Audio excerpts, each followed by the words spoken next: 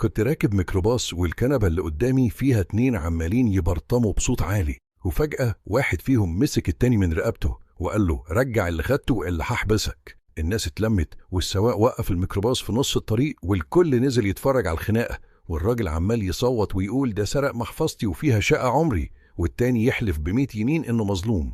عيب تشوف اسم سيدنا محمد قدامك وما تعملش إعجاب ولا حتى تصلي عليه في التعليقات. أنا سخنت وقلت له الراجل الحرامي عيب عليك، ده راجل شقيان، وكنت لسه همد إيدي عليه لقيته طلع مطوة من جيبه وهددنا كلنا. وفجأة الميكروباص دور وطلع جري باللي فيه، والاتنين اللي كانوا بيتخانقوا ركبوا موتوسيكل كان مستنيهم وهربوا.